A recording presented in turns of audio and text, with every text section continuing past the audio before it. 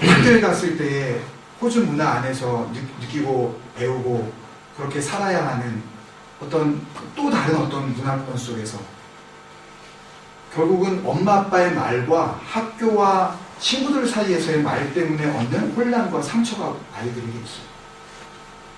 그것을 우리의 능력으로 치료할 방법이 없습니다. 하나님의 말씀이 아니면요, 우리가 정말 은혜 가운데 살지 못하면 우리 아이들은 그 상처를 그대로 마음에 안은 채 그렇게 자라날 수밖에 없습니다.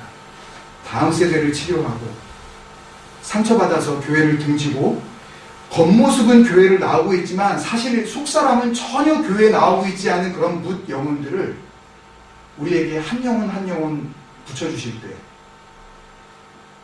우리가 준비된 교회, 치료하는 교회로서 그분들에게 말 한마디를 하더라도 우리의 말에 소금친 말이 되어 그들을 치료하고 그들을 새롭게 하는 그런 교회가 되게 하여 주옵소서.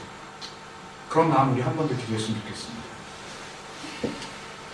여러분, 교회를 이렇게 모이게 해주시고 주님 생각 에클레시아로 우리를 불러주신 것은 니네끼리 잘해봐라, 절대로 남들 못 들어오게 하고 니네 딱 마음 맞는 요 사람들끼리만 이렇게 해가지고 하여튼 그냥 천지는 없어질지언정 주님 생각 에클레시아는 절대 없어지지 않고 그대로 가라 라고 절대 부르신 게 아니잖아요. 유사 이래로 영원한 교회는 없었습니다. 잘 버텨야 100여 년을 버티고 그리고 다 이 땅에서 사라져버렸어요.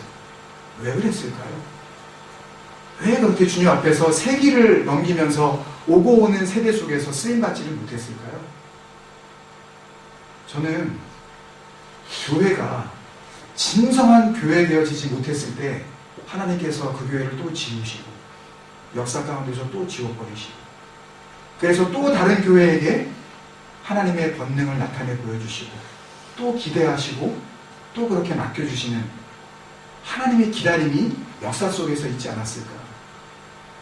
다음 세대를 넘어 그 다음 세대까지 이어지는 정말 복음적이고 건강한 교회를 우리가 세우기 원한다면 우리는 이 시간 정말 간절한 마음으로 기도해야 합니다. 여러분, 그렇게 기도합시다.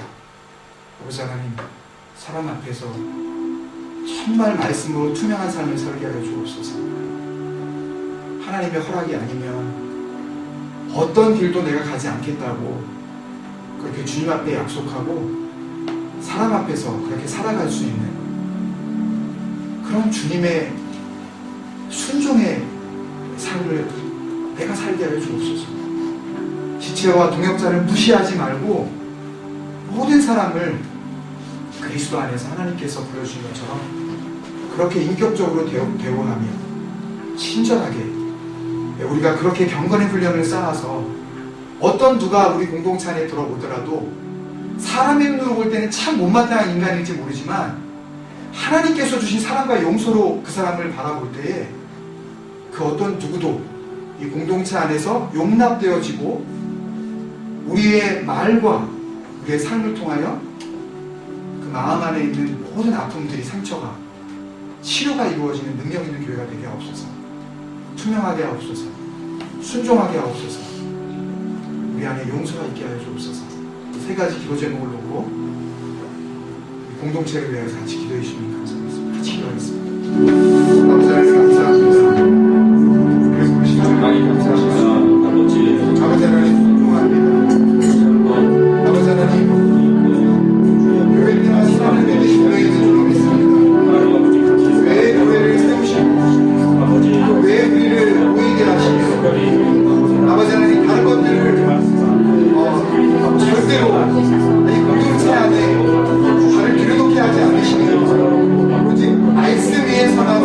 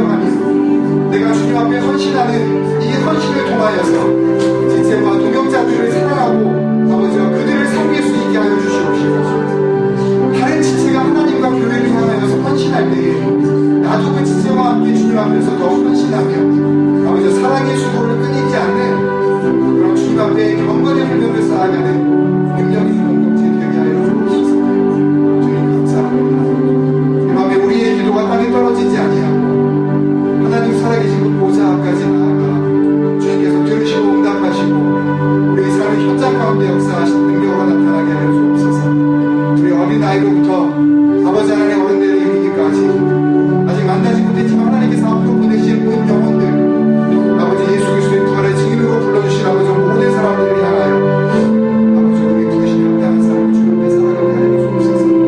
감사합니다.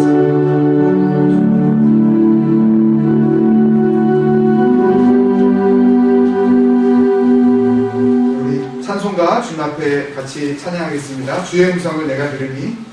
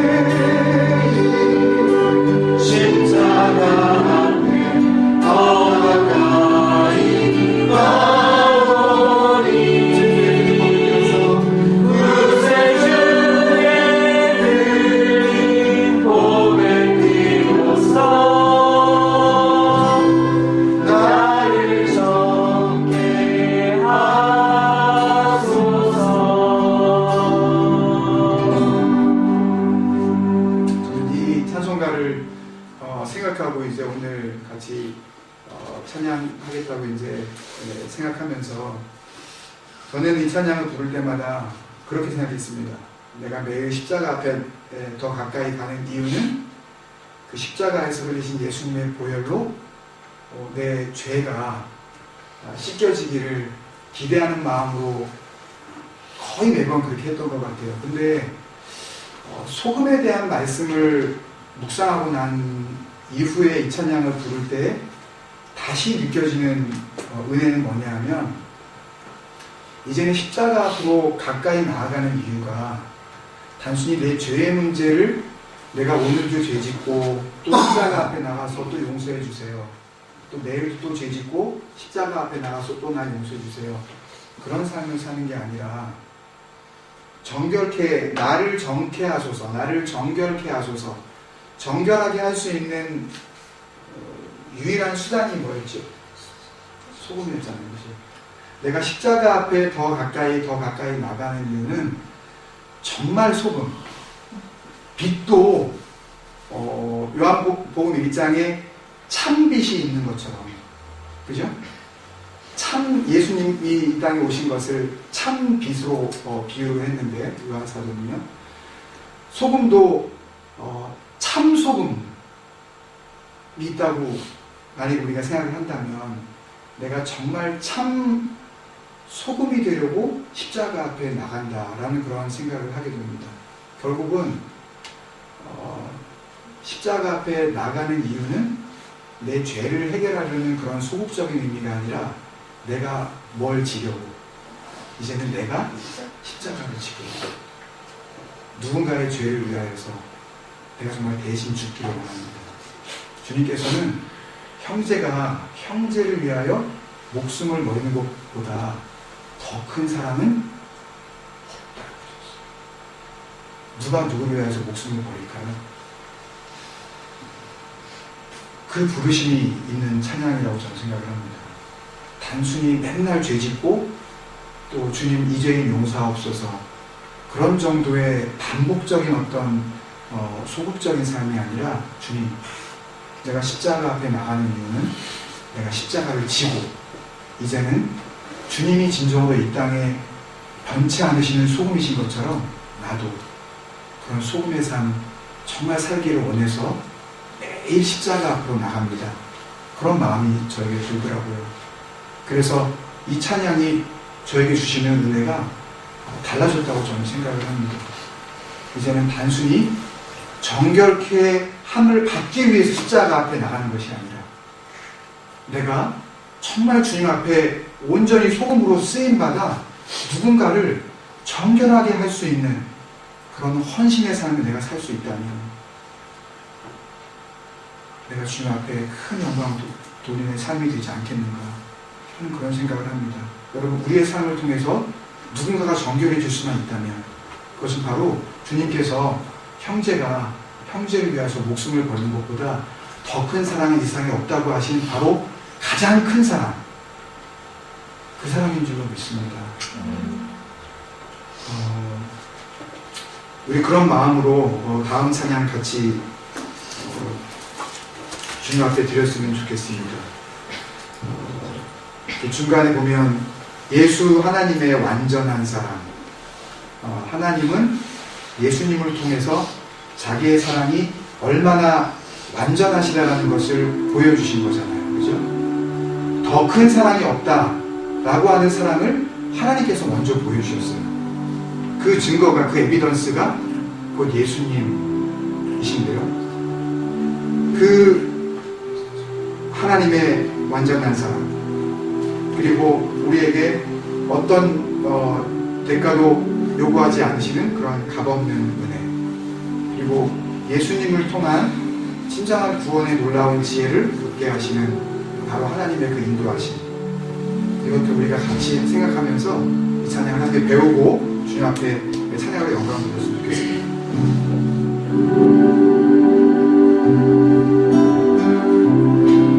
십자가를 잡으시지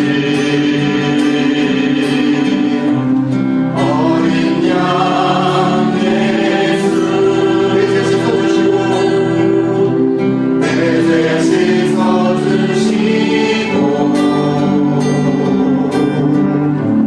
구속하셨네.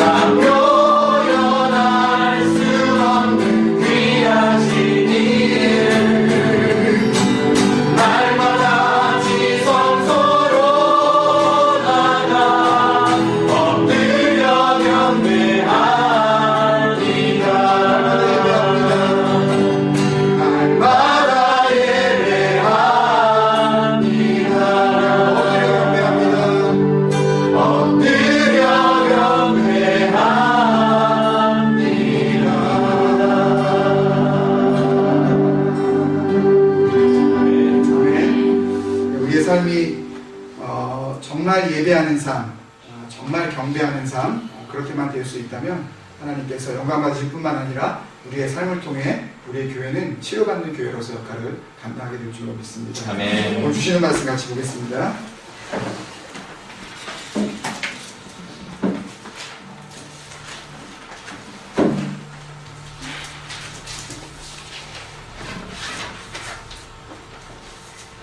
본문 말씀 마태복음 5장 14절에서 16절 말씀 같이 찾아서 같이 읽겠습니다.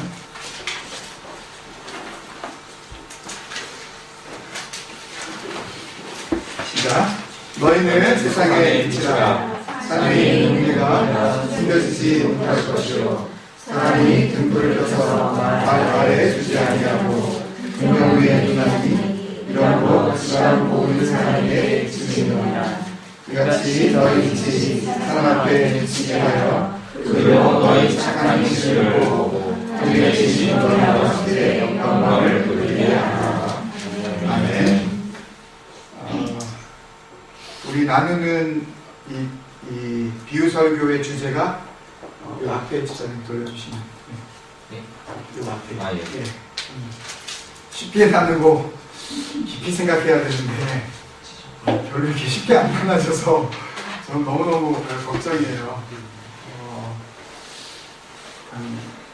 그런 그 지혜를 주셨으면 좋겠어요. 제가 막 억지로 막 쉽게 하려는 것이 아니라 말씀 속에서 그것을 좀 쉽게 우리가 좀 깨닫고 그리고 쉽게 이해하는 만큼 좀 깊이 생각할 수 있는 그런 정말 기회가 됐으면. 그래서 이런 그 말씀을 통해서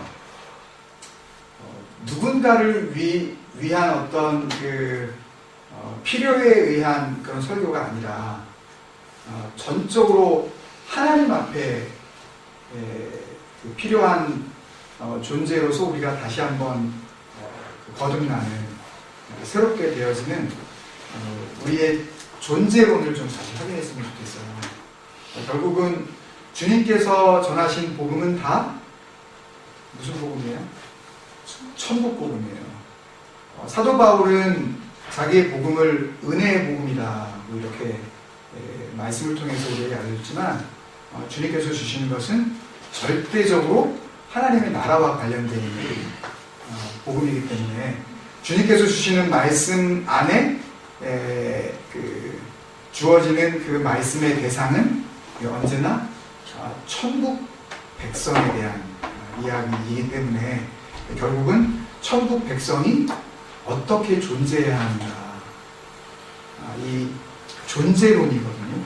그러니까 우리가 시편 119편에서 우리 저번 10번째 연 같이 하고 할 때도 9번째 연에서도 마찬가지지만 하나님께서 기뻐하시는 것, 하나님께서 보시기에 좋게 여기시는 삶, 그 토부의 삶을